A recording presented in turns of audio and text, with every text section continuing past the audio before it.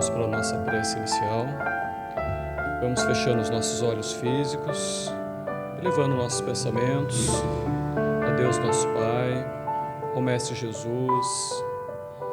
Vamos mantendo pensamentos elevados, permitindo que a espiritualidade amiga aqui presente possa nos auscultar, para que, colhendo de nós tudo aquilo que viemos buscar, para que possa providenciar os remédios salutares através da água fluidificada, do passe magnético, e que possamos também estar com os nossos corações preparados para receber a semente do Evangelho, para que essa possa frutificar e dar bons frutos de amor ao próximo em nossas vidas.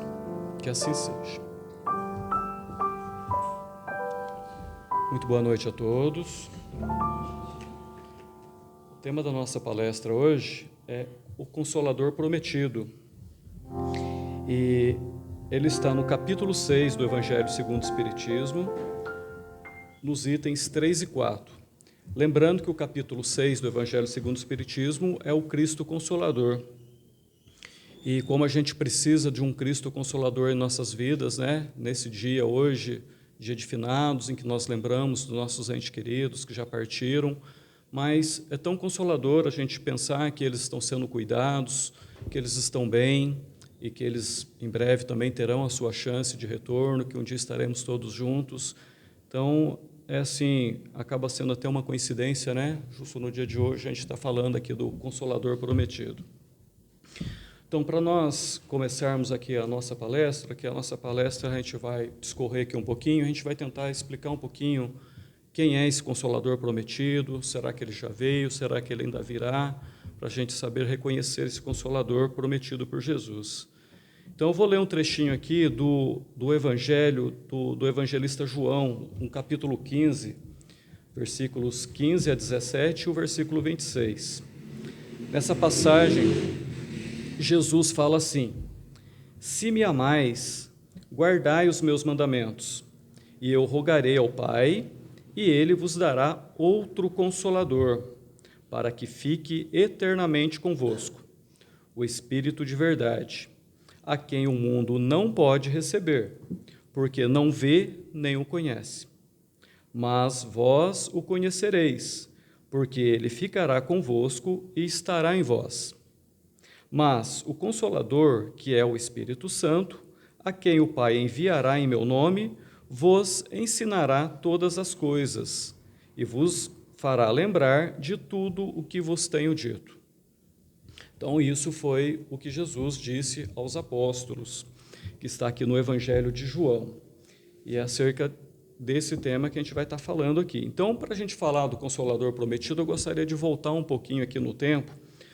Vamos, a princípio, voltar lá no tempo de Jesus, entender qual foi o cenário que Jesus encontrou quando ele esteve entre nós.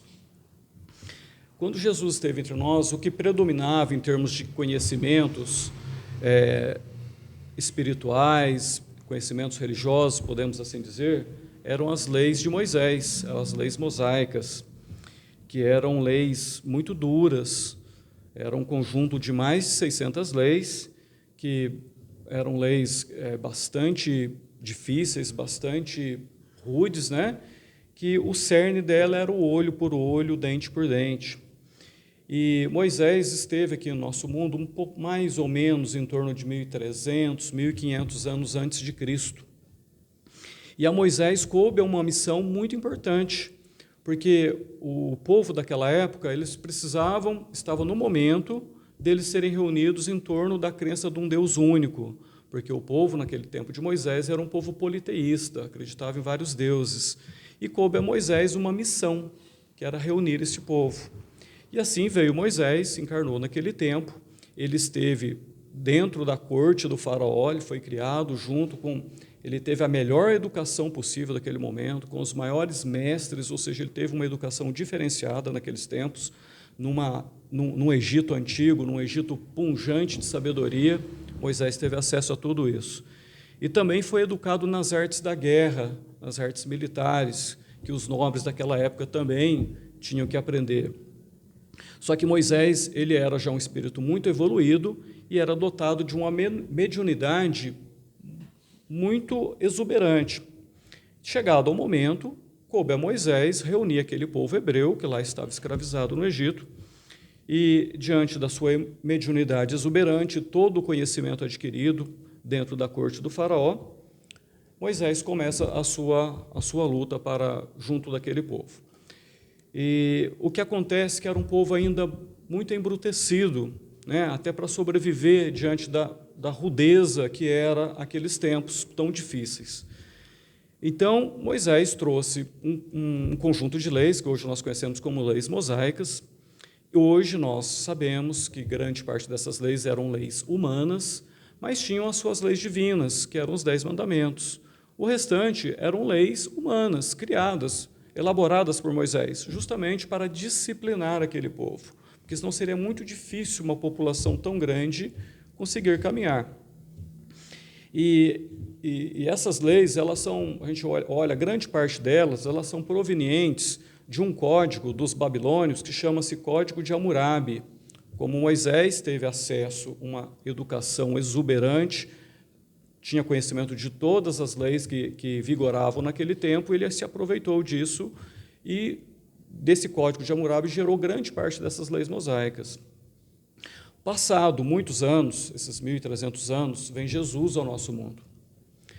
Só que Jesus, quando ele chega no seu tempo, ele traz um Deus diferente, pois o Deus que Moisés trouxe, e era necessário isso, era um Deus também rigoroso, era um Deus que ele premiava e punia com bens terrenos. Então, já chega Jesus e diz que não, que Deus não é esse Deus vingativo, punitivo dos tempos de Moisés. Deus é amor, é um Deus que perdoa. Então, foi uma revolução em termos de conhecimentos daquele tempo. Então, Jesus, nessa época, ele foi considerado um revolucionário e um contestador das leis. A gente tem um capítulo aqui, que não vim destruir a lei, que fala exatamente disso, eu estou relembrando aqui um pouquinho, aqui neste momento.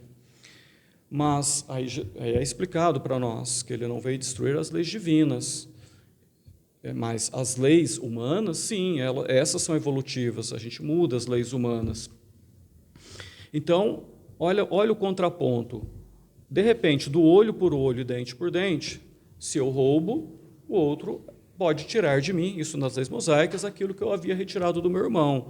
Se você mata, você perde a sua vida. Esse era o olho por olho, dente por dente. Chega Jesus e fala assim: amar ao próximo como a ti mesmo. Resume aqueles 10 mandamentos em 2, amar a Deus sobre todas as coisas e ao próximo como a ti mesmo.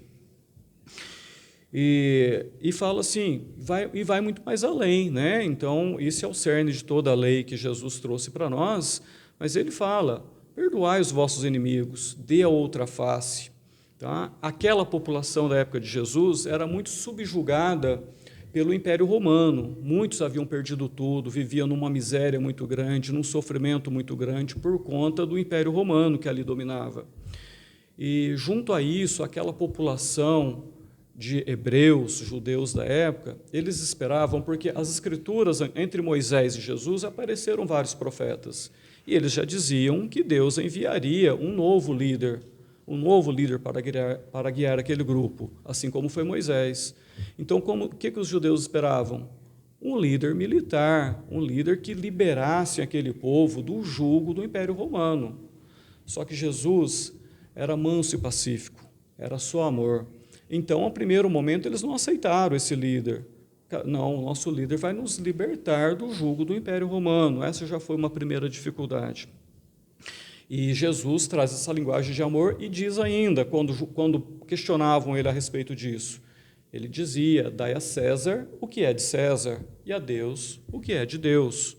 Ou seja, o que ele veio nos trazer são os bens espirituais. Agora, Deus não mais premia e pune com bens terrenos, mas sim com bens espirituais. Então, essa foi uma boa nova que Jesus trouxe para nós. Foi uma grande revolução que ele só conseguiu porque ele estava diante dos pobres, estava junto com aqueles excluídos, que eram a maioria da população daquela época. porque os fariseus, os escribas, os nobres daquela época eram uma elite, era uma pequena elite, se for ver, mas que desprezava a grande massa de sofridos daquele tempo. E essa grande massa de sofridos eram considerados muitas vezes pecadores. E Jesus, ele sentava à mesa com esses pecadores, comia com esses pecadores, e ele também era julgado por isso. E aí ele respondia: quem precisa de médico não são os sãos, são os doentes, neste caso, os doentes da alma. Jesus só conseguiu romper todas as tradições mosaicas, todos esses embates, por ser o grande espírito iluminado que ele foi, e os seus conhecimentos chegam até hoje para nós, que ainda são muito atuais, e a gente muitas vezes ainda tem uma certa dificuldade de colocar em ação tudo que ele ensinou há 2000 anos atrás. Mas, voltando no Evangelho aqui de João, nessa fala que Jesus teve sobre o Consolador prometido, foi uma cena que ele falou durante a última ceia, ou seja, ele já estava preparando os seus apóstolos para a sua partida, já era um preparo. E quando Jesus diz que vai enviar um outro Consolador, a gente já entende que Jesus já era o Consolador. Então ele diz: vou rogar ao Pai para lhes enviar um outro Consolador. Jesus é o Consolador. Tanto é que o tema desse capítulo é o Cristo Consolador. Então, Jesus já era o grande Consolador, mas como ele iria partir, ele prometeu que enviaria um novo Consolador no futuro. Aí Jesus coloca algumas condições, alguns requisitos para que se reconhecesse esse Consolador prometido.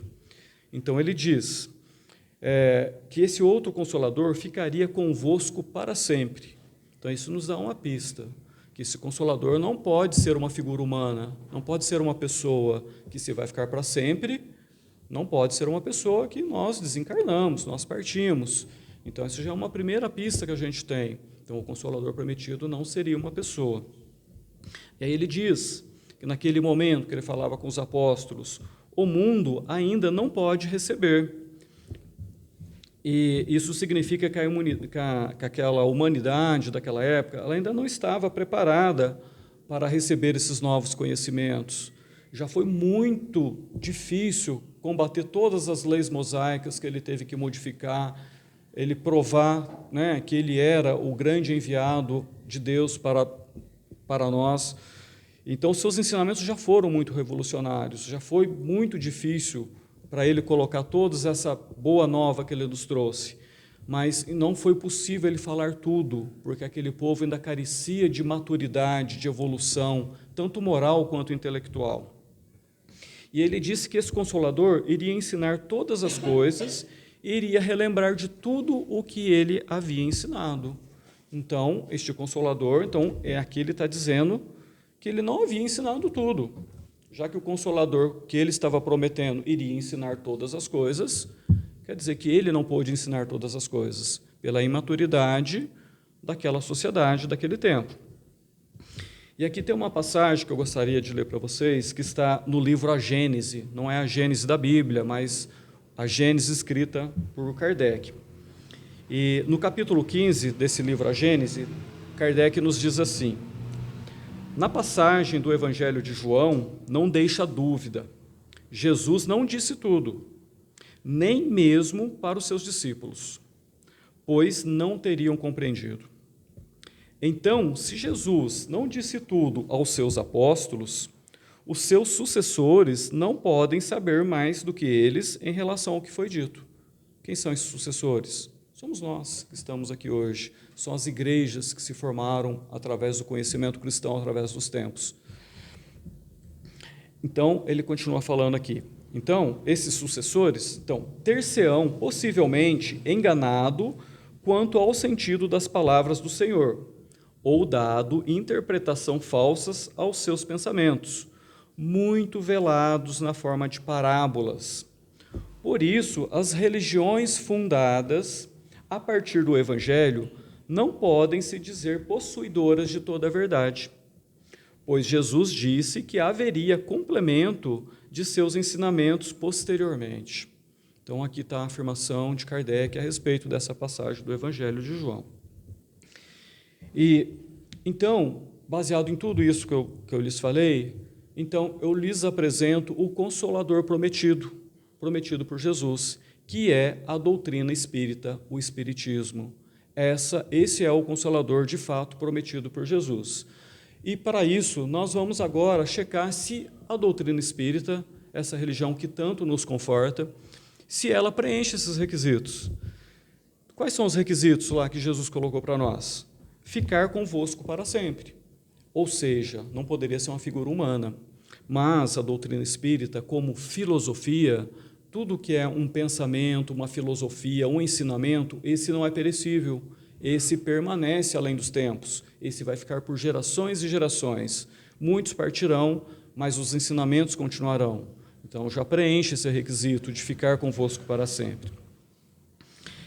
E Jesus disse também que esse Consolador vos ensinará todas as coisas e vos fará lembrar tudo o que vos tenho dito.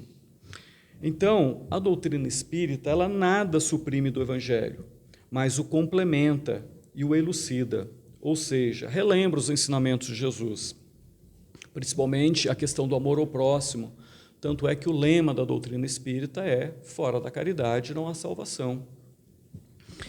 E nos explica aqueles pontos que estavam pouco compreendidos, porque Jesus não pôde falar tudo diante da imaturidade daquele povo daquela época.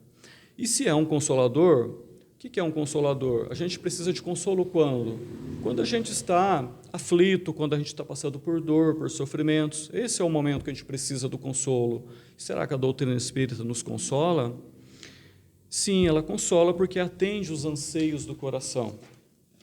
A doutrina espírita, ela nos consola porque ela explica que a morte é simplesmente a continuação da vida. Não existe a morte, a vida apenas continua em outro plano. E também consola porque a doutrina espírita nos explica que as aflições são algo momentâneo, é algo que, no fundo, ela é necessário em nossas vidas. E consola muito a doutrina espírita quando ela nos explica que mesmo aquele que errou muito, aquele nosso irmão que errou muito, muitas vezes esse nosso irmão que erra muito, às vezes é um irmão muito próximo, às vezes é um pai, é uma mãe, é um filho, é um irmão consanguíneo ou um amigo muito próximo. Então, consola muito saber que mesmo esses nossos irmãos que erram muito, um dia eles terão uma nova chance de reaprender e um dia se tornarão um espírito de luz. Isso é muito consolador.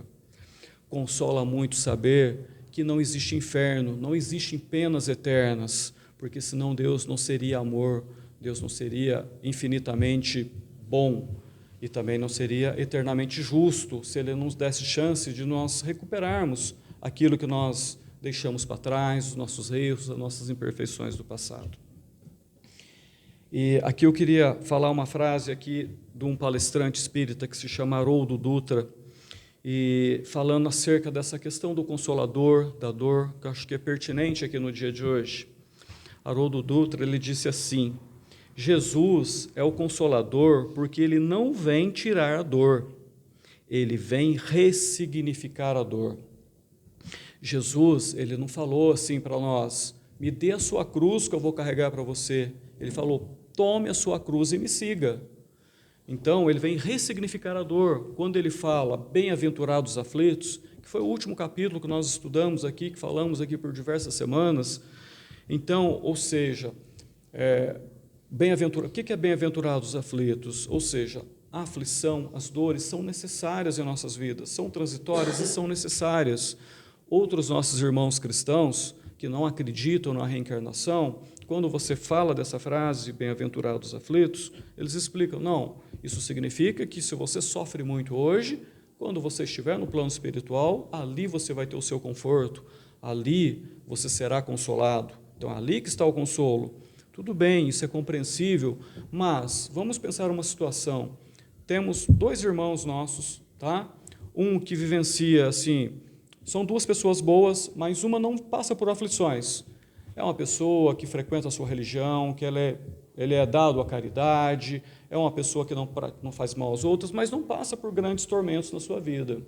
E um outro nosso irmão, que também é religioso, pratica a caridade, mas esse irmão ele sofre, ele passa por tantas dificuldades, são vários tormentos, acontecem diversas coisas difíceis na vida dele. Todos os dois serão consolados, todos os dois merecem boas coisas ao desencarnarem. Mas por que um sofreu tanto e o outro não? Por que isso? Será que um teve privilégio? Por quê? Somente a doutrina espírita consegue nos explicar através da reencarnação. Quando ela nos explica que nós não nascemos na nossa concepção, nós nascemos muito antes, essa jornada nossa já vem de muito tempo. Então, essas aflições de hoje, elas representam muitas vezes alguns equívocos do passado, ou não, às vezes é só provações para nós melhorarmos. E para nos elucidar mais nessa questão da dor, tem uma outra frase aqui de um outro palestrante, ligado à FEB, escritor de vários livros, que é o Saulo César. Ele fala uma coisa que eu achei bastante interessante e pertinente sobre a dor.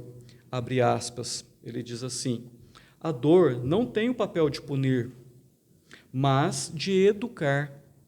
A dor surge quando estamos preparados para compreender a lição que ela vai nos trazer, pois é ela que sedimenta as nossas conquistas morais. Fecha aspas. Achei muito profundo isso, porque muitas vezes a gente olha a dor muito com a questão da expiação, né? Estou pagando algo de ruim que eu fiz. Aqui o Saulo ele coloca para nós do prisma da provação. A gente também precisa passar para a dor, a gente só vai ter ela, e ela é importante para sedimentar as nossas conquistas morais. Por exemplo, a gente pode estar, um exemplo simples, a gente pode estar lá no nosso processo reencarnatório, prestes a reencarnar, e a gente já bastante consciente, a gente entende que a gente precisa trabalhar a nossa paciência. E não é reencarnando num meio que todo mundo concorda conosco, aceita tudo que a gente fala, que a gente vai conseguir melhorar neste ponto da paciência. A gente só vai melhorar neste ponto da paciência se eu estiver no meio que as pessoas me contestam, que as pessoas batem de frente comigo, que pisam no meu calo. Aí sim eu vou estar exercitando essa paciência. Ou seja, muitas vezes a dor vem para sedimentar as nossas conquistas morais. Então, também vamos identificar a dor como este processo.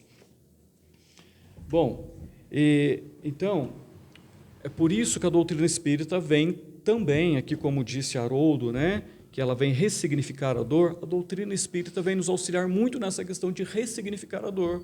Tá? Se passamos por dor, nós vamos entender. Então, nós estamos no período da fé raciocinada, não mais da fé cega. E quando eu estava pesquisando para essa palestra, eu achei era uma live, né, que já tinha acontecido no passado, que era um centro espírita que estava com um palestrante que se chama Jorge Elahat, não sei se é assim que comenta, fala o sobrenome dele, mas era uma live que as pessoas participavam, ele ia discorrendo sobre esse assunto, sobre o Consolador Prometido, e as pessoas faziam perguntas. Aí teve uma pergunta que eu achei muito interessante, muito pertinente, que eu vou repetir ela aqui para nós, porque é a pergunta que vão nos fazer para nós aí fora. Aí alguém perguntou assim, para esse palestrante: se o Espiritismo é o Consolador Prometido, como ficam as outras religiões? Ficam sem Consolador? Pois para Deus não há privilégios. Pergunta bastante interessante, né? E a gente pode ser questionado, né? Nós aqui, espíritas, frequentadores, tá? Vamos ser questionados, vamos ser perguntados quando a gente falar que o Consolador prometido por Jesus é o Espiritismo.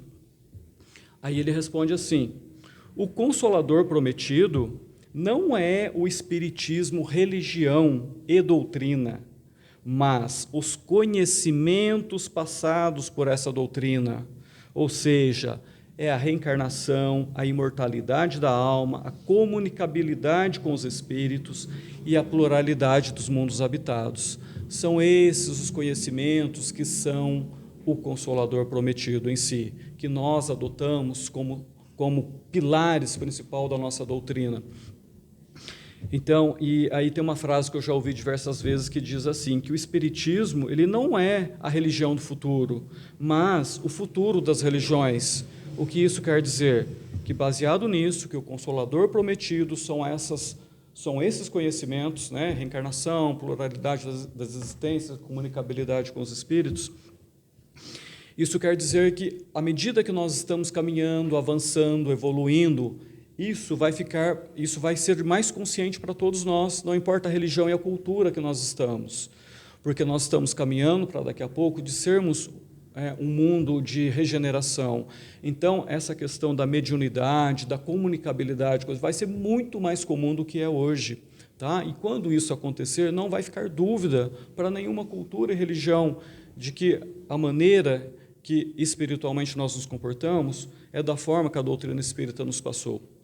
Então, por isso que todas as religiões, em algum momento, elas vão absorver esses conhecimentos e vão se adaptar e vão continuar sendo. A católica vai continuar sendo católica, absorvendo esses conhecimentos, as evangélicas, o islamismo, o budismo, o hinduísmo, essas religiões orientais, já, em parte, eles praticam o que nós praticamos, principalmente na questão da reencarnação. Mas é bastante interessante que, assim, eu conheço muitas pessoas, né, católicas, são católicos, frequentadores, vão à missa todo domingo, mas você vai conversar com eles, eles aceitam plenamente essas ideias. Tudo isso nós falamos, quer dizer, no fundo são espíritas, né? Só não se declaram espírita. Quando o IBGE bate na porta da casa, eu sou católico, mas se você acredita em todos esses princípios do espiritismo, leiam obras espíritas, então você vê que isso já está muito adentrado na sociedade.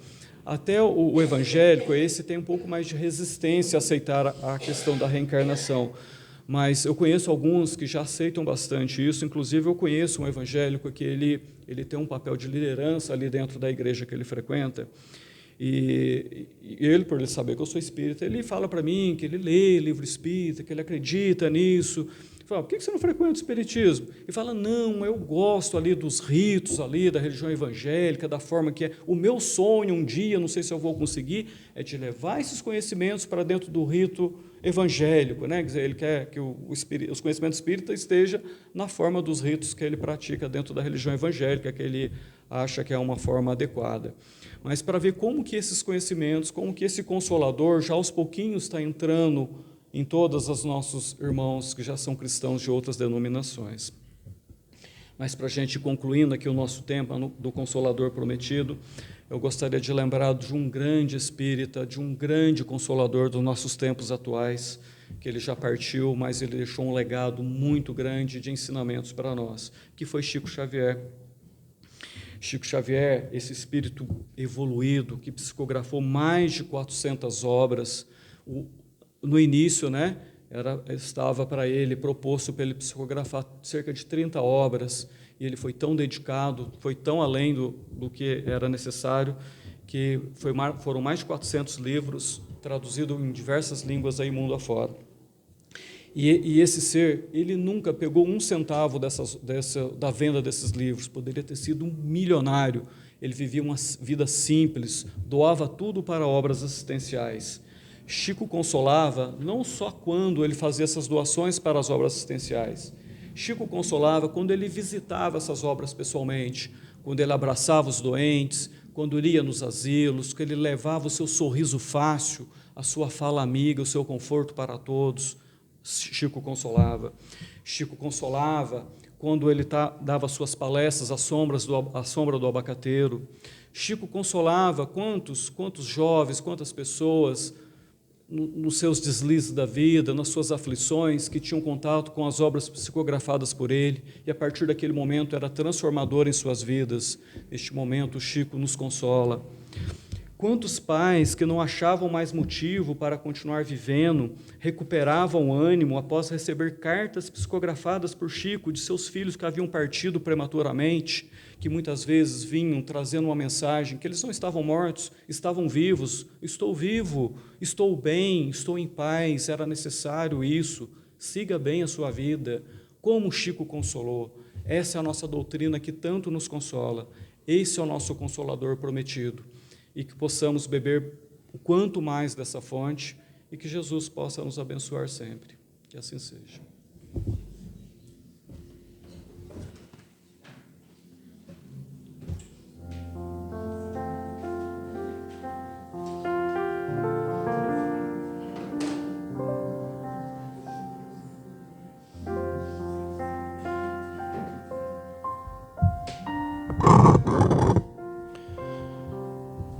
Queridos irmãos, queridos amigos, Convido a todos para, nesse instante, dar início às vibrações da noite, visitando juntamente com a espiritualidade amiga presente aqui nesse ambiente, a espiritualidade superior, para visitar as pessoas, os ambientes, levando essas vibrações carinhosas que podem envolver, transmitir a serenidade, a paz, mas também a coragem, o bom ânimo, levando força a todos os irmãos necessitados.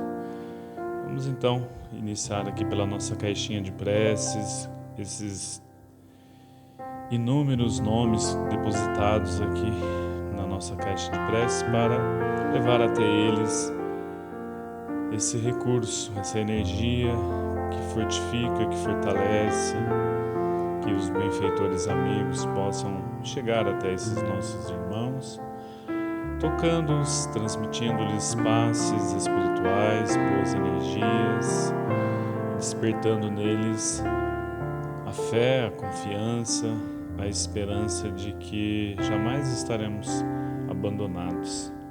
Deus sempre coloca esses benfeitores amigos a nos consolarem, como foi falado sobre o Consolador nessa noite de hoje, esses irmãos que anonimamente chegam até nós. E nós também podemos endereçar as nossas energias, vamos levá-las aos nossos familiares, os nossos familiares em nossas casas, deixando lá essa energia salutar, que harmoniza o ambiente, que tranquiliza, estendendo também aos vizinhos, que eles também possam se beneficiar. Não importa a religião deles, a crença deles, ou se nem tem religião, não importa. Também para os nossos familiares que já nos antecederam, partiram mais cedo para o mundo espiritual. Hoje é uma data bastante marcante para muitos, que recordam aí os seus entes queridos. Mas não deve ser apenas hoje, deve ser todos os dias, com todo o carinho, como se eles estivessem na nossa frente, batendo aquele papo, conversando como nós fazíamos anteriormente, como nós fizemos tantas vezes. Foi tão bom.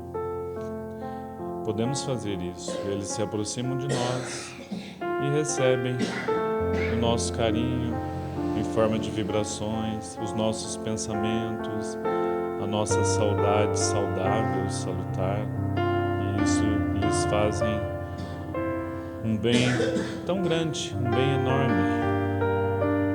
Então lembramos deles sempre. Vamos vibrar também por todas as crianças, envolvendo-as. Deixai vir a minhas criancinhas, disse-nos o Mestre.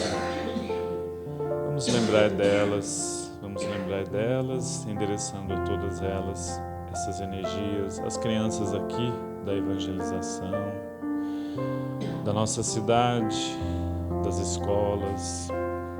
Vibremos por todas, pela juventude, pelos jovens, que cheguem até eles o Evangelho do Mestre, que é o caminho, que é a verdade, é a vida.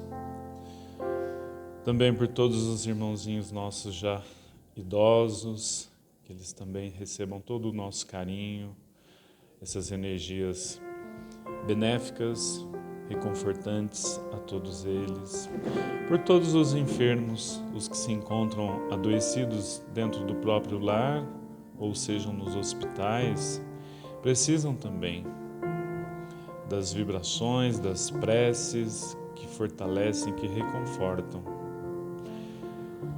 O nosso lar Espírito Amor e Luz, que tão bem nos faz, que tanto nos consola, que tanto nos abraça, nos reconforta. Saímos daqui revigorados, tranquilos, pacificados muitas vezes, serenos. Vibremos por todos os trabalhadores aqui do plano material, mas essa pleiade de trabalhadores do Cristo no plano espiritual também, que vem preparar o ambiente, depositam o medicamento na água magnetizada. No momento do passe, estão ali nos favorecendo, transmitindo fluidos calmantes, balsamizantes, curadores. Quantas vezes fluidos que podem curar. Por todos os irmãos que estão presos nos diversos tipos de vícios, que eles rompam essas algemas, que eles abram a porta desse presídio, desse calabouço escuro que é todos os vícios. Quantos irmãos perderam a luta da reencarnação pelo vício, mas é possível se libertar. Também precisam da nossa mão amiga em forma de oração, de preces, ou até mesmo, às vezes, de um atendimento fraterno, frente a frente. Por todos os lares desajustados, para que a harmonia esteja presente, para que o Mestre Jesus querido possa voltar a estar presente nesses lares, deixando ali a sua paz, que o mundo não é capaz de nos dar, que o materialismo jamais irá nos conceder. Pelo nosso Brasil amado, continue sendo essa pátria do Evangelho, por todos os missionários aos que estão reencarnando, muitos estão chegando, vibrando por eles, orando por eles, para que consigam chegar a termo às suas missões. E também pelos nossos irmãozinhos que estão nas regiões inferiores, sofrendo, que eles também sejam amparados e recolhidos. E lembrando dos irmãos suicidas, que precisam tanto da nossa compaixão, das nossas preces, rogando a Jesus, a Maria Santíssima, que é socorrista desses irmãos, que ela possa enviar seus trabalhadores para ampará-los, retirar dessas furnas, dessas regiões onde eles estão presos, com as monoideias, mas eles também irão se recuperar, porque é o destino de todos nós, a felicidade, a paz. Pedindo a Jesus a permissão para encerrar as vibrações, vamos iniciar os passes da noite, que Ele continue nos tocando, envolvendo os nossos corações com muito amor, com muita luz, com muita paz. Que assim seja.